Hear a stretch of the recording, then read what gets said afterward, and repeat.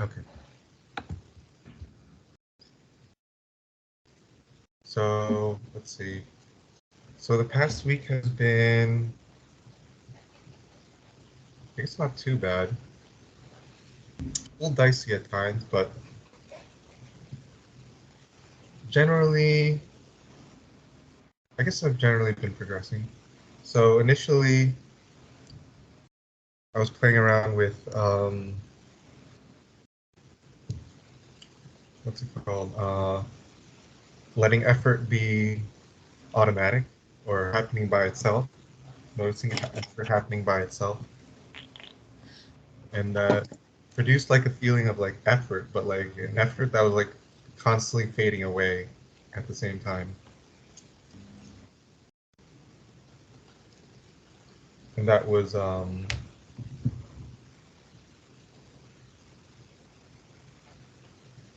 helpful, I guess. And then I was also introducing the thought as like a way to like prime the experience.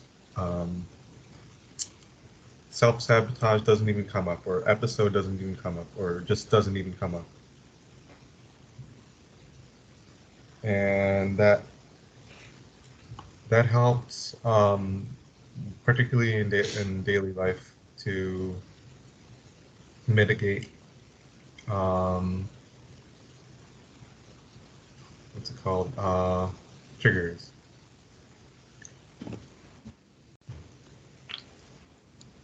And then like I started um, trying different things some more, and like went back to emptiness happening by itself. And I noticed that produced like more, what's it called, noticeable shifts in releasing things that would normally like trigger or something like that. They would no longer, or they would like release or something like that.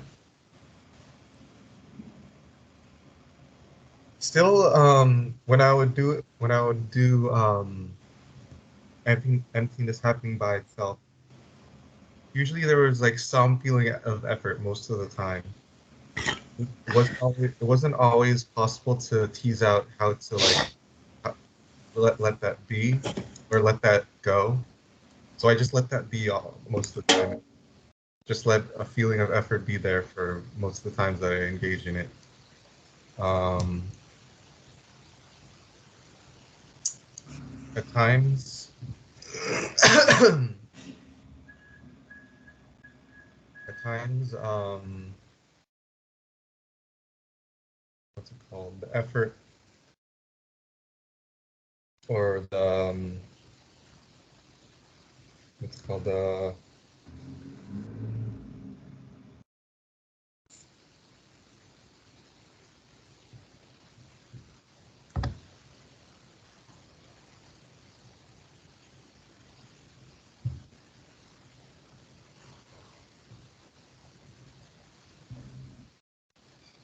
at times the what did I just say? The not the effort, not the effortlessness. The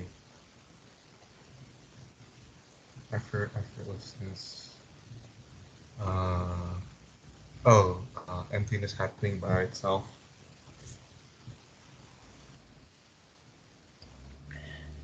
It would be.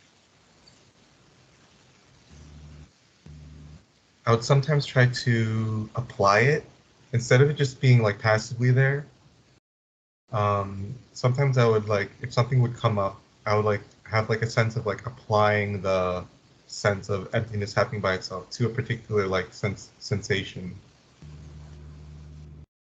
and that would usually dissipate um, that thing, whatever it was. Let's see. I also experimented with um,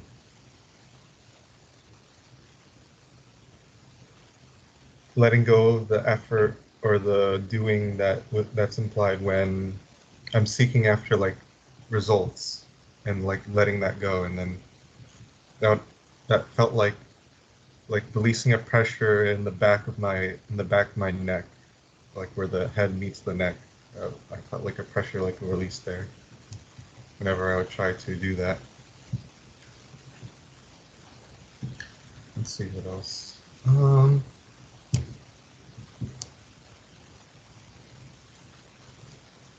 During formal practice,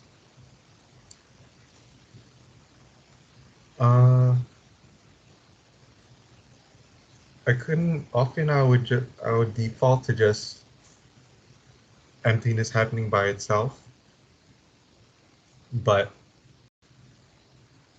that would get very that would it would be like very passive. Like I wasn't obviously doing anything. Other than often there would be some sense of effort that I couldn't quite let go of.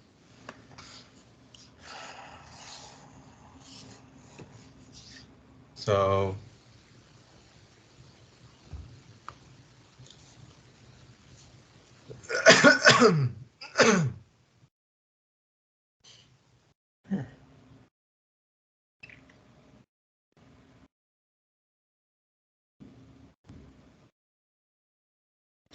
What is it that you call effort?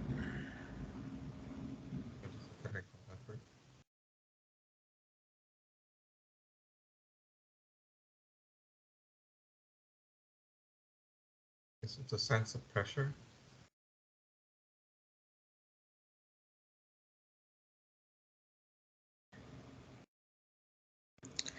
Is someone making it happen?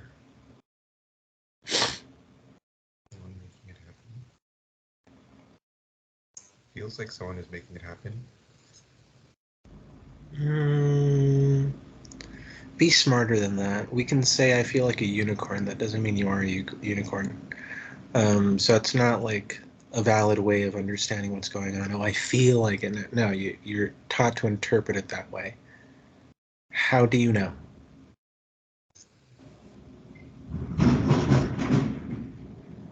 How do I know if someone is doing it? Yeah, if it's something that's being done by somebody.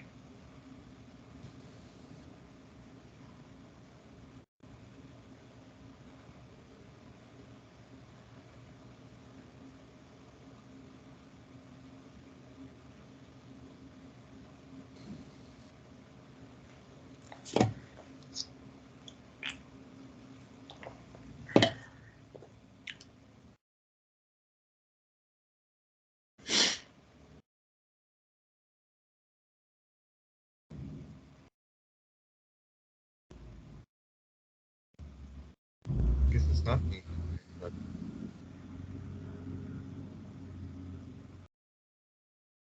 Really take a moment to sink into that. If you can't find a way to know, how could you possibly make that claim? Would it even make sense to?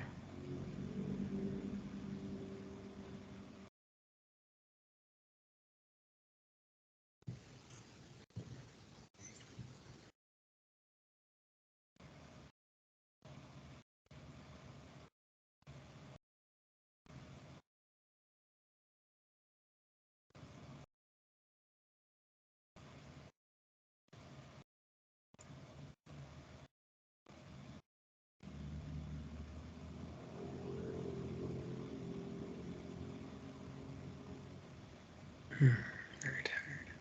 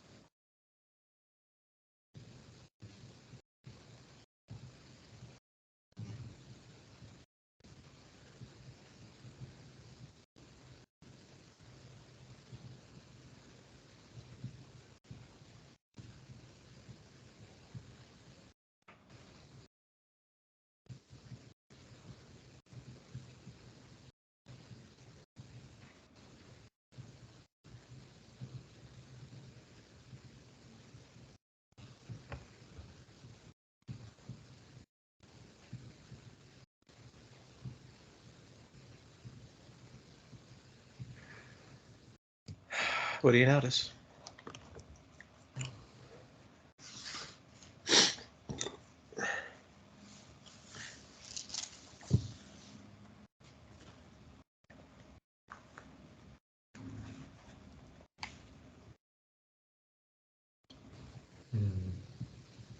Continuous releasing. And as I considered it further, I was like, huh, I can't tell if anyone is like efforting this or doing this. So then, can I even tell if like anybody is even suffering? Like if they're suffering, can I tell there's somebody that's a sufferer?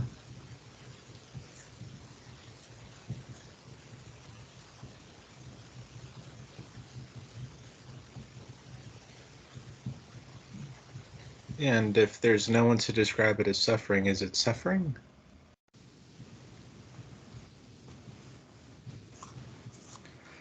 Versus just another pattern of sensations that habitually has a different association and response programmed, but it's more defined by the response and the view, not by the actual experience itself.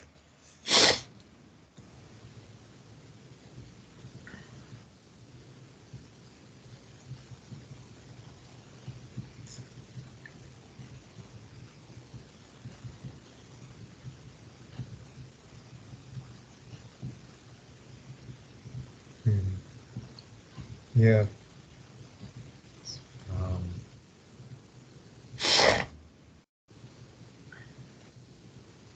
It's just as you say.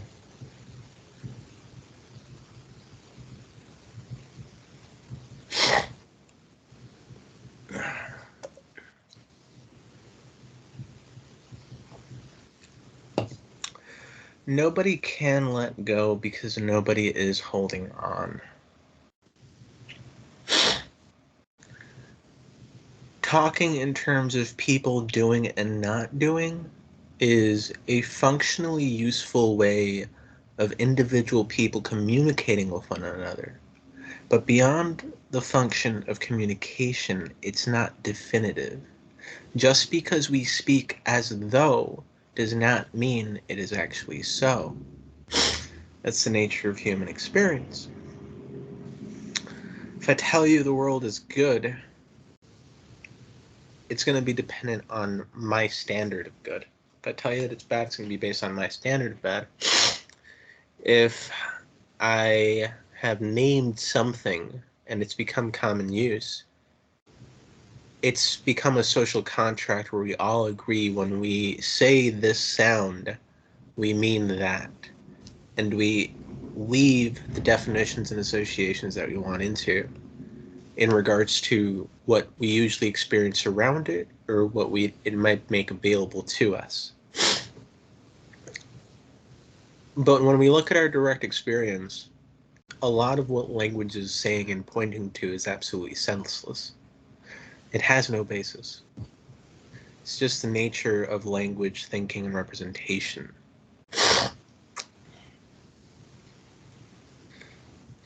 And so it's your body and your mind that has to change. If you're not experiencing the real-time kinetic flow of your body, you're to some extent disassociated or locked into your mind. If you're present with your body, you're more sensitive to the nature of thoughts and their impact, and so they regulate themselves much better when you clearly understand what's going on with the body. But in order to clearly understand what's going on with the body, you can't depend on the mind to understand it. You have to experience it prior to the mind.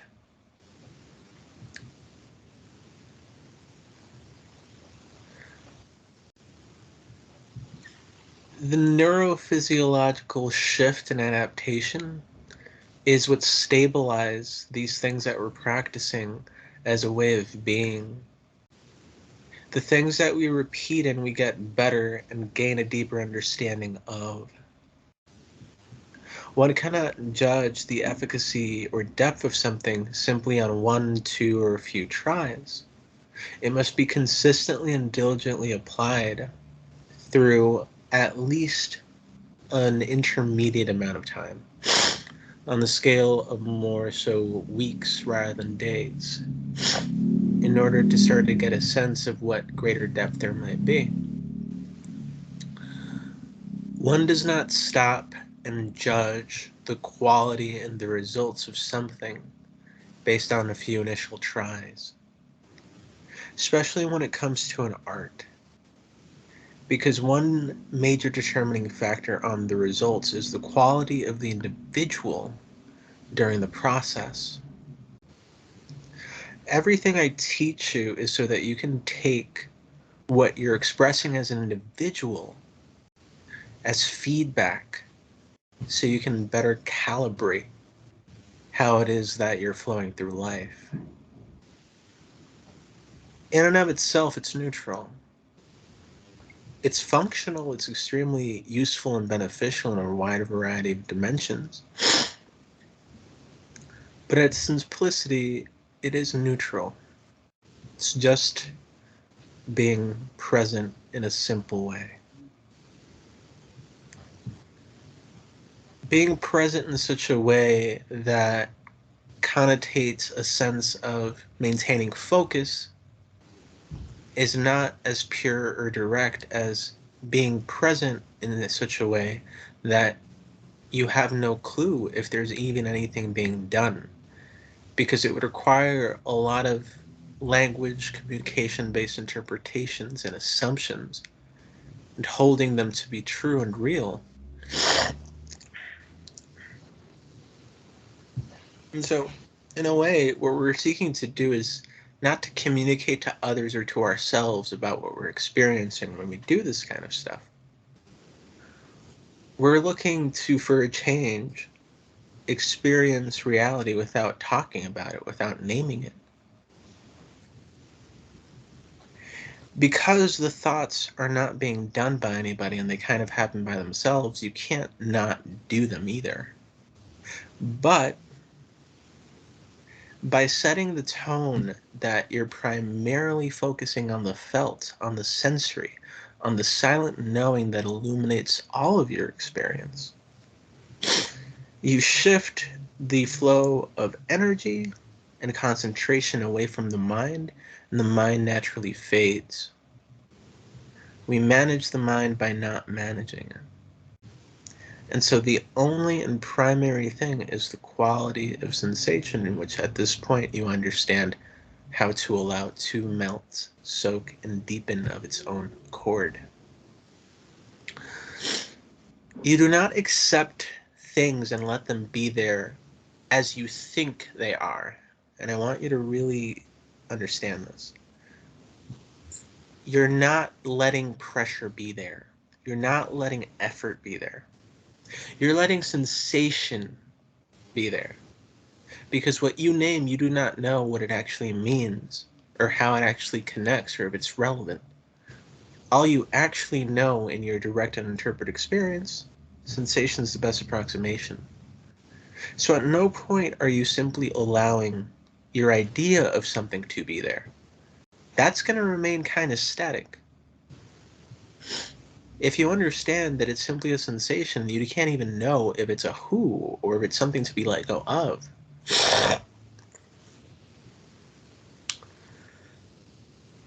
Then the rate at which it resolves itself and clarifies is kind of faster, because you got to understand that this is a simulation. There's nothing actually solid in your perceptual experience. It's all based on vibratory signals in the nervous system. It's all vibratory. And so by not taking reality as anything other than its quiet, uninterpreted direct experience, the vibratory or impermanent nature of things becomes more and more robust, more amplified. That is the quality that heals and resolves a lot of things. Allowing ourselves to consciously attune to the subtler flow that is always present in our experience, and allowing it to take care of itself.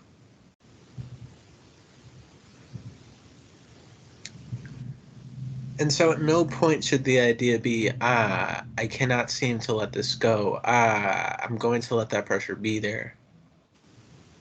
If as you're exploring you notice, oh yes, this feels like pressure, notice the statement and the claim that you've made. Fine, it seems like pressure to you. Set the label aside and invite yourself to experience what the word pressure points to, directly, sensorially. Embrace the sensation behind the label, not the label itself. If you can do that, you will find no doing or effort in your practice, because it's all a game of the way that you're looking, the way that you're interpreting. And interpreting isn't as much a doing as it is kind of just a reflection of how we're looking. You don't change your view per se. You change the way you're looking, and your view shifts to reflect that.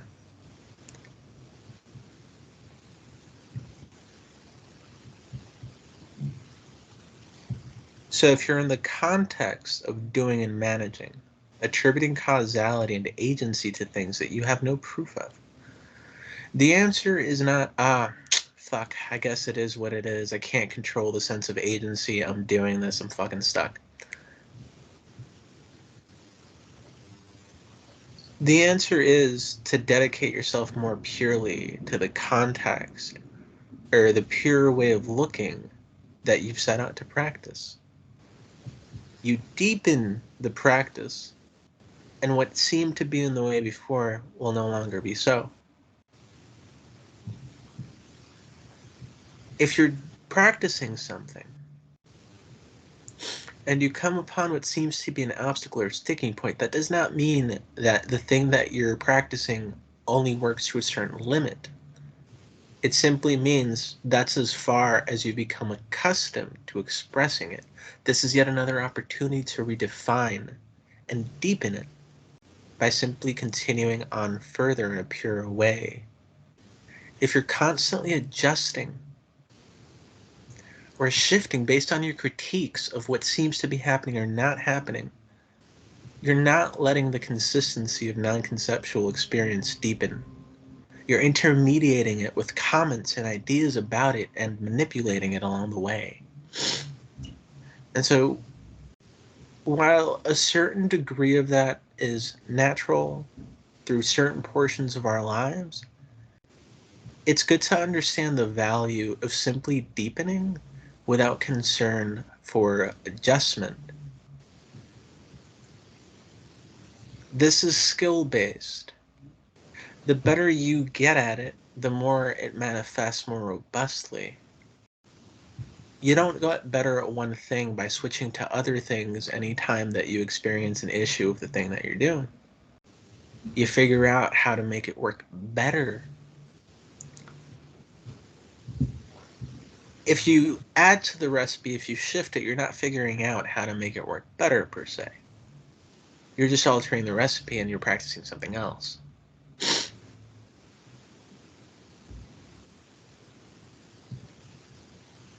The emptiness of our labels, the recognition of previously unnoticed fixations, tensions, pressures, as sensations, that's the bread and butter of what underlies the way that we're relating to everything here. When we shift the way we look at experience, the experience changes. When we look at it in an expectant, presumptuous way, it's more limited, it's more bound, it doesn't feel as free. When we look at it with no expectation, no assumption, that is the most free. Well, second closest to most free. The point of these things is not to practice the idea or the attitude. It's to experience viscerally the changes that those states of being or ways of being offer, how they result through you, so that your body learns, yes, when I configure myself in this way, everything is easier. It's easier to flow. It's easier to resolve. It's just easier to be in process. Versus, yes, when I do the habitual way of doing things, that's actually concomitant with a lot of other issues that I tend to reflect and complain about. Does this make sense? Yeah. Any questions? Mm,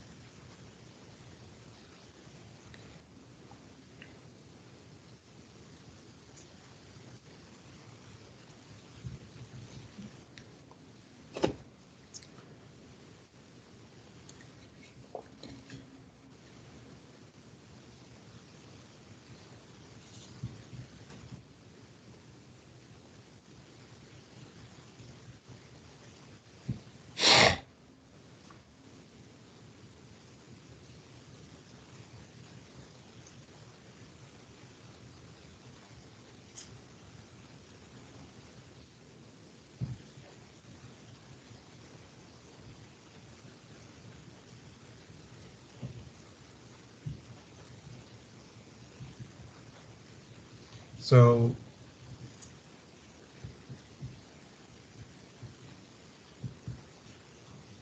noticing effort or pressure, and then dropping the label, and then just relating to it as sensation. So that's the process. That's the when things of that nature come up. When everything comes up.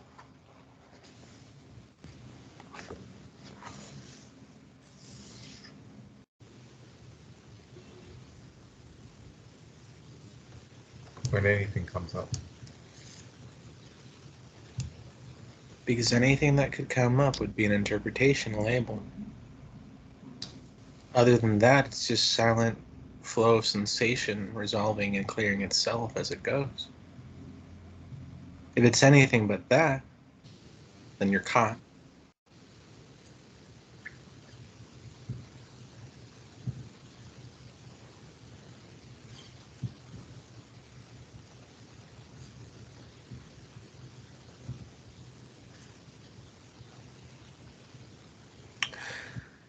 Now, there is a point that you can arrive at.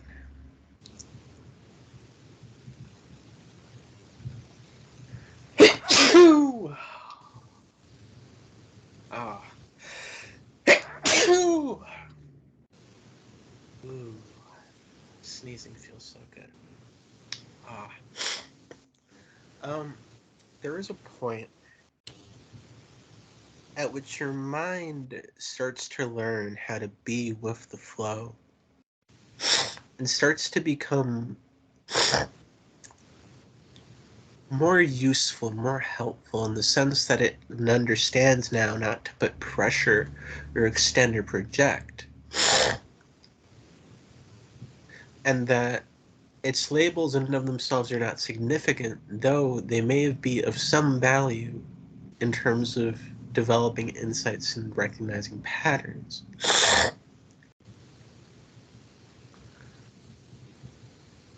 But in that context, the sense of flow and releasing is still dominant, primary, and the sense of effort does not appear in the same way it conventionally does. The mind becomes a passive mind rather than a seemingly active participant. At that point, you're groovy.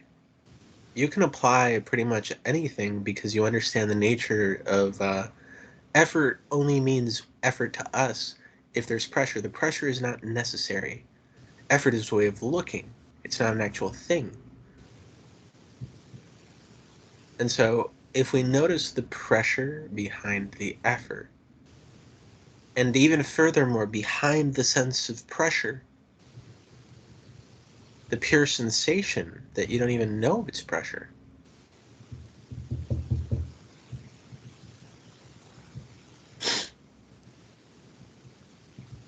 If you understand and allow what you're developing or cultivating to apply itself in such a way, you'll never experience the issue of effort again. Because it's all in holding on to the way that you're looking at it.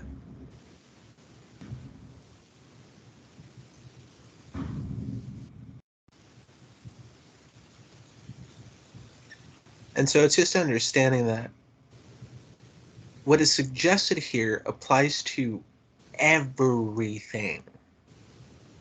You don't have to be walked through each individual thing that it applies to and assume that like other things may or may not fall into that category. No, this is holistic. It has to do with our cognition and perception. So anything that they handle is part of the process.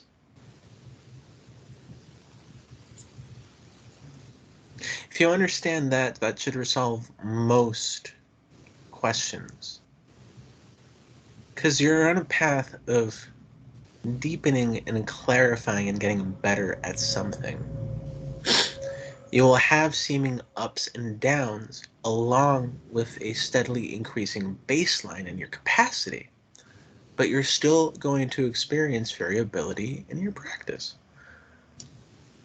Until you understand what this really points to, which is there's nothing in your way,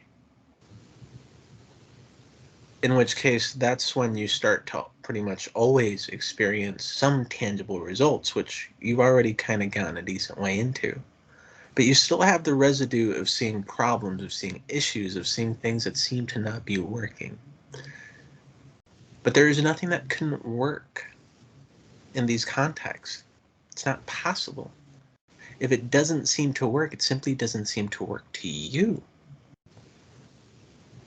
And that is, again, based on labels, assumptions, associations, our personal standards. Not absolutely so.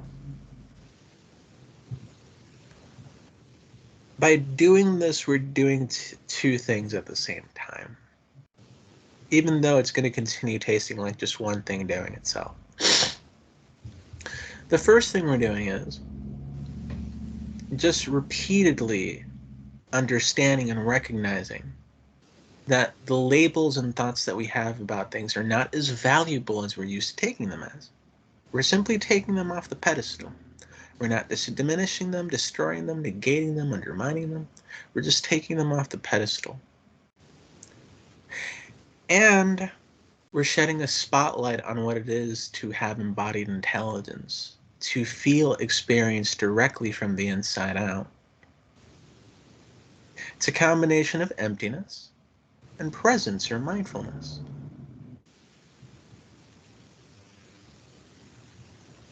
That's it.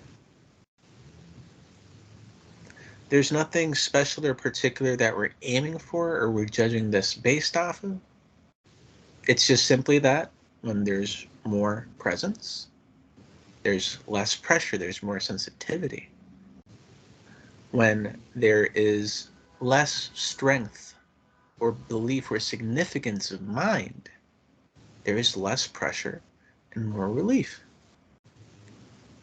But these are side effects that show that we're proceeding in a harmonious way. They're not the things that we're looking for in and of themselves. Any comments or questions about anything?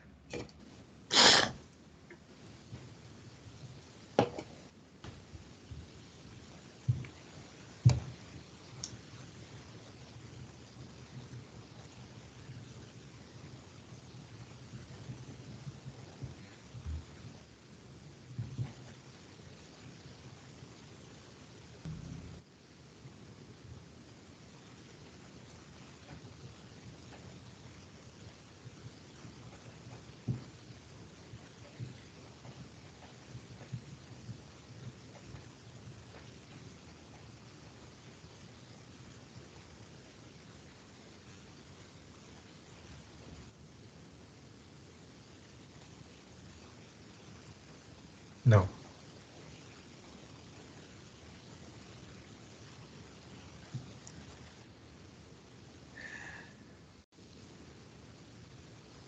So every seeming sticking point is an opportunity for us to recognize what still unconscious or subconscious assumptions and limitations might remain. They're an opportunity for us to recognize where some ignorance still lays. In order to resolve through it successfully, we must enact a clearer, better way of understanding ourselves and our experience, and let that become dominant.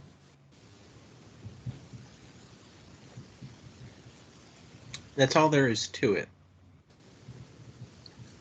It's a very strange thing to say about anything, that it's not possible for something to get in its way. Luckily, when it comes to anything involving our internal world and skills, everything is kind of flipped on its head. Where in the external, there are things that are limited in possibility, internally, there's nothing that is actually limited. Because it's all based on ways of looking and understanding.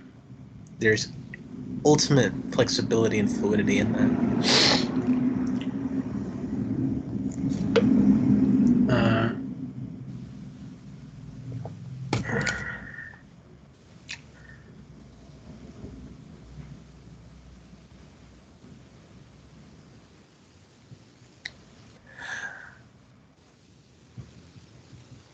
And you'll continue experiencing things that seem occasionally to be in the way or off or different than how you think they should be going until there aren't.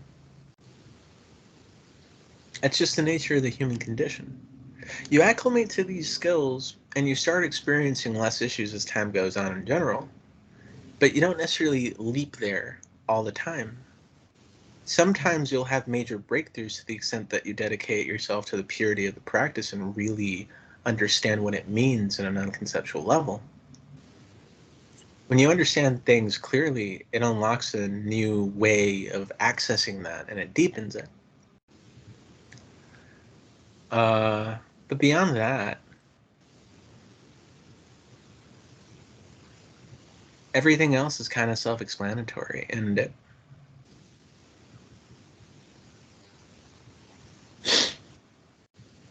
with that said, I'll invite you into a different way of accessing sensation directly. And as always, everything we've suggested before is part and parcel of this. We start with the idea and the intention. We notice the way that the quality of energy or sensation shifts. We ditch the idea or intention that we've cast conceptually. And we allow ourselves to ride the momentum of the energetic or sensational shift that has been created by that ripple. It is not a doing, it is a recognition. And so I'd like to suggest this. Beneath the appearance of everything that appears to be solid, surface, or phenomenal, there are subtler qualities of sensation, movement, flow. You just have to have your attention be soft and gentle, slow enough that it can pick up on these finer vibrations in our experience and start to become conscious of them. Within the context of the flows of experience, there is a flow of energy or nervous system signal which maintains breathing and other processes. It is just underneath the surface, starting to access that level of energy or flow that is behind the breathing. It is just beneath the surface of what we usually think of as breathing, because we usually think of it as some chopped up, gross, physical, mechanical thing. But the raw, direct experience of breath is something that is not physical at all. And so when we start to open up and awaken to this subtler vibratory flow just beneath the surface of how we're usually taking things, there's going to be a certain gravity, a certain pull to it. You want to let your attention, your presence be pulled in ever so gradually so that it starts to soak into and become one with what it's opening into. You melt into it. There's going to be no stopping, no gaps. It's not like, oh, it like you soak into it, it evolves, and then boom, it's complete. It's like, no, it's going to continue evolving and cycling in on itself. It starts to be just a continuous, almost infinity loop kind of thing. And so, just in the same way that a lot of times when you find yourself releasing, you'll find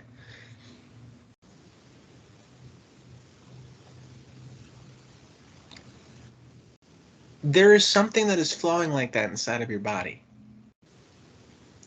It goes up through the back of the spine, past the neck into the head, comes down through the front of the body, all the way down, back to the perineum, and it just keeps on orbiting. And if you tune into it well, you can start to notice that when you inhale, the backside is accentuated. It's like being brightened up. When you exhale, riding that flow of sensation, you feel a wave of relaxation deepening into your body. The in breath is as relaxing as the out breath, but if it's a slightly different quality, it's also arousing at the same time. With that said, go ahead and tune into any sensations of breath that you feel, anywhere.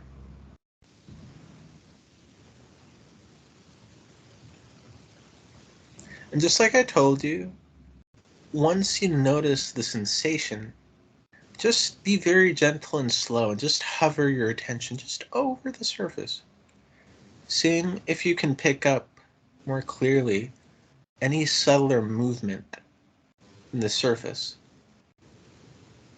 And as you start to experience that subtle movement, let your attention, your awareness be drawn in. It'll happen by itself. Almost like it can continuously pour itself into or soak into the subtler flow of the breath.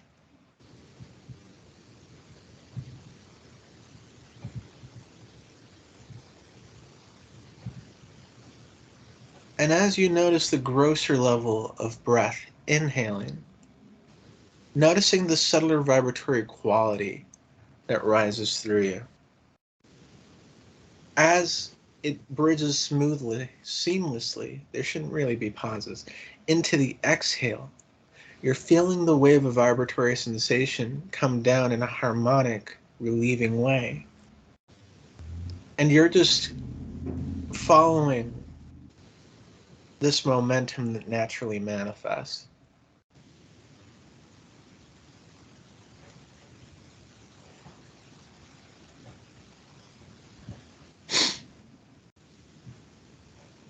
Now, because this also arouses your nervous system at the same time that it's relaxing you, you feel more intensely, more sensation, which means you have greater sensitivity, more feedback. So your body can understand, oh yeah, I'm holding there, I can let that go.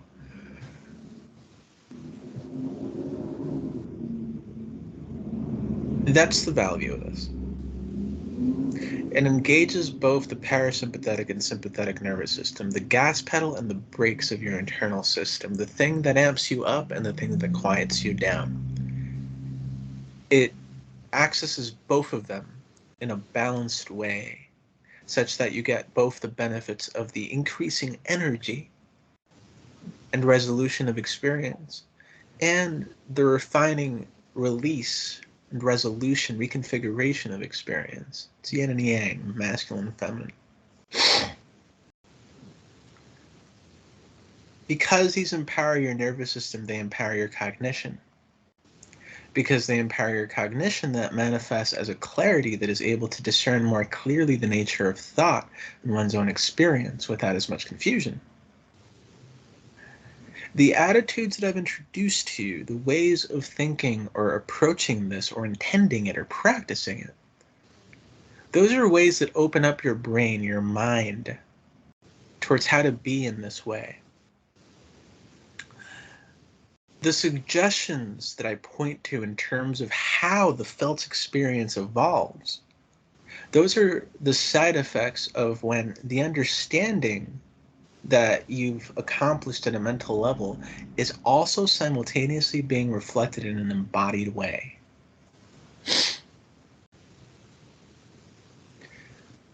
It is ideal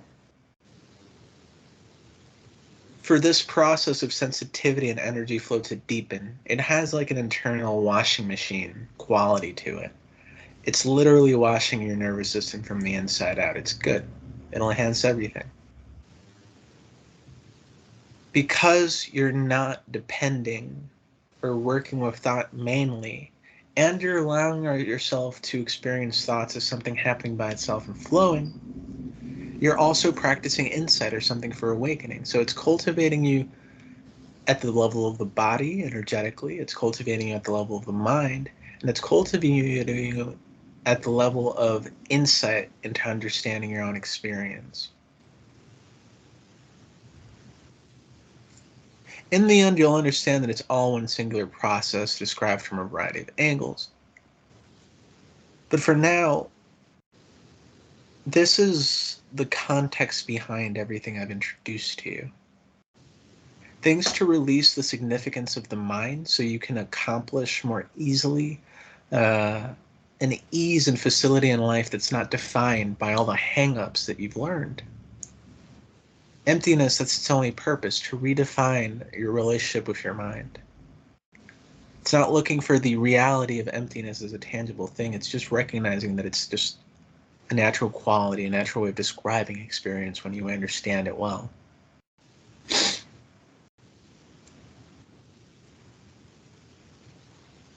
Impermanence, the constant change, the constant flow. And because of the emptiness of interpretation, that takes with it personality, which is mediated through interpretation. If you don't interpret experience in terms of a self or a doer, it's automatically impersonal. It's just there. You can't even say Kevin is having or observing this experience. You talk to that way. You talk in that way to other people because that's the only way they can make sense of it. But in your direct experience, you can't really say it's Kevin having this experience. At best, you can say there seems to be an awareness of an experience.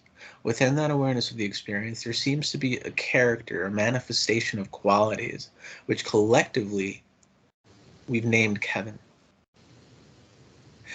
The nature of those compositive qualities, well, I have no control or insight into them at this time. So I don't actually know what they are, where they come from, what is making it happen or not. Because Kevin is a result. It's something that's being painted. Kevin is not the painter.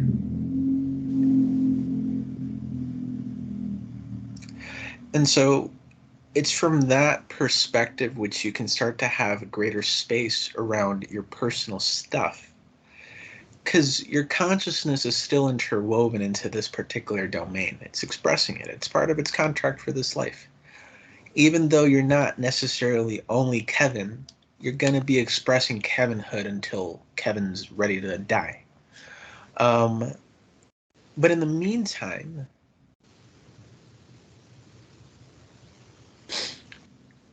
if you take the pressure off of Kevin, Kevin has a better life.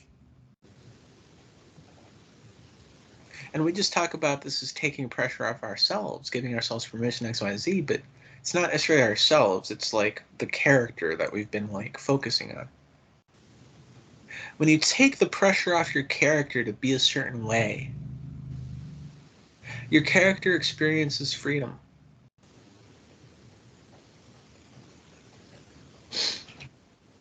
Because when there's no pressure on the character, there's no pressure that creates boundaries. And when there's no boundaries, everything's connected. When everything is connected, there's a free flow information between what seems to be inside and outside, because the universe is one whole thing.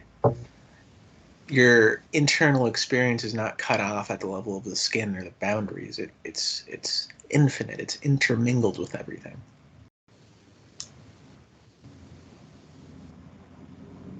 But just for fun, tune into the subtler vibratory flow again.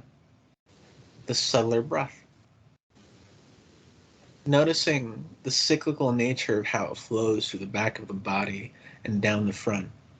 Smoother and softer and deeper as it goes.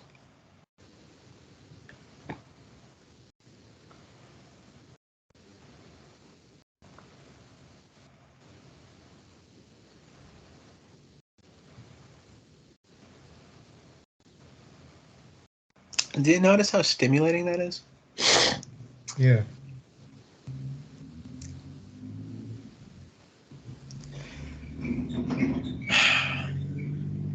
So, just for one final clarification, every instruction or pointer or suggestion, it is a bow.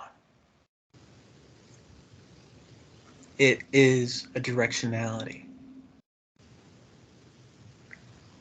When you have drawn the bow, you've set up the intention, and you feel the arrow of sensation of the momentum of experience starting to move, you've released the arrow. You're letting yourself be carried with it. You let go of the bow. You let go of the framing context.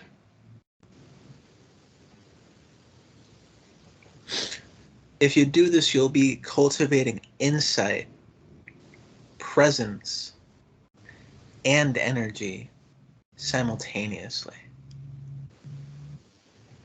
It all works together, and the value is the process itself, not that we're getting to a specific result or we got this far this day. It's an environment for you to learn rather than something for you to conquer and accomplish. And aside from that, it just feels really fucking good.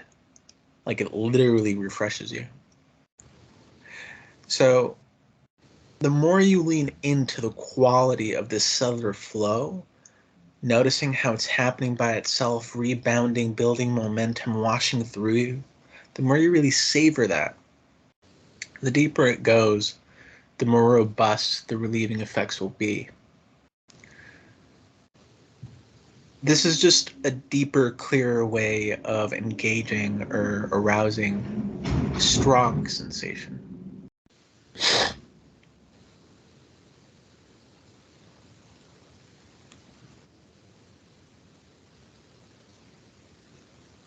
And yeah, if you on occasion flavor it with wonder or something positive, as we've mentioned, it changes the quality of the evolution. So it's like, it's weird because I'm going to go out on a limb here, but let's say that this reality is totally imaginary. And I can manifest an imaginary pebble of wonder. It's just this like little golden piece of wonder. And I'm going to throw it from all the way here in New York, all the way to New Jersey. And boom. And it starts to hit your pond. It's going to start to ripple very subtly. And it's just going to flavor, perfume the flow you're already experiencing.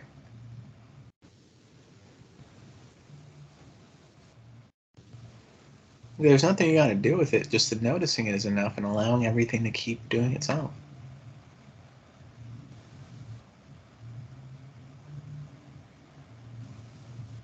Do you notice how the flow starts to feel a lot more pleasant and nicer?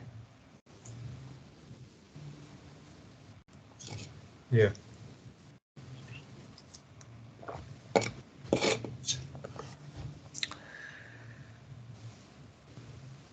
So why are we doing this? We want the body to enjoy itself. Look, let's be honest. Like, it's totally fucking selfish. We just want to feel okay. And we want to have clearer minds that self-sabotage less. In order for us to update our mind, we must take breaks from being at the helm of it. Being rooted in a deeper sensation or quality of experience such as flow allows us to take a break from the mind and for it to reset and reclarify itself. The longer and more we do this, the more it clarifies itself. The same with the nervous system. The better and longer we do this, the better it feels, the deeper it goes. It's exponential. You'll be dabbling with this stuff for pretty much the rest of your life, because once it's locked in, it's kind of just part of the natural maintenance and progression of human evolution. It's like you're always going to be dealing with shit on occasion and stuff that's coming up. And so you're still going to, on occasion, have stronger things that trigger you, and you'll learn how to deal with them and become even better. But it also just amplifies your ability to enjoy just about anything.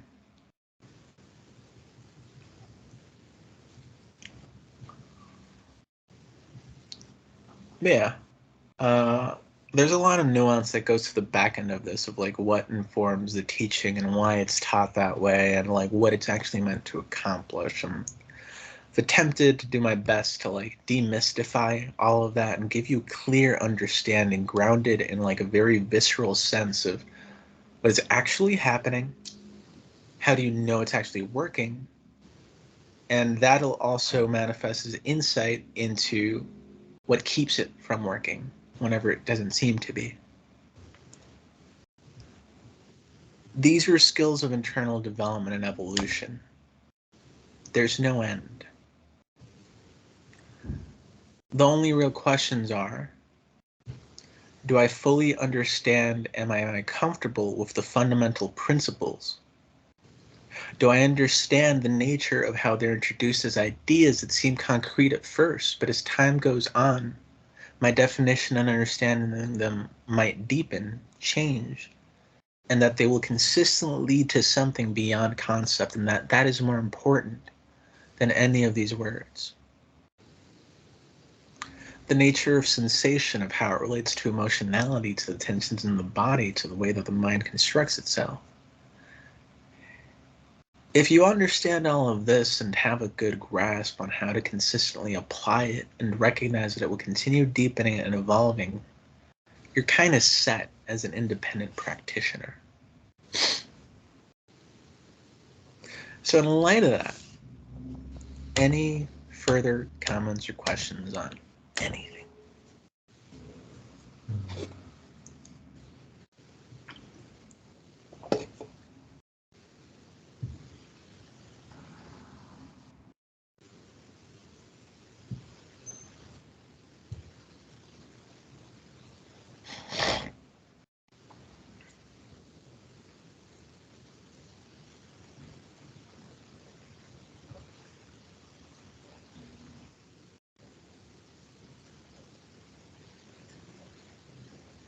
No. All right, groovy. With that said, proceed onward, sir. Excelsior.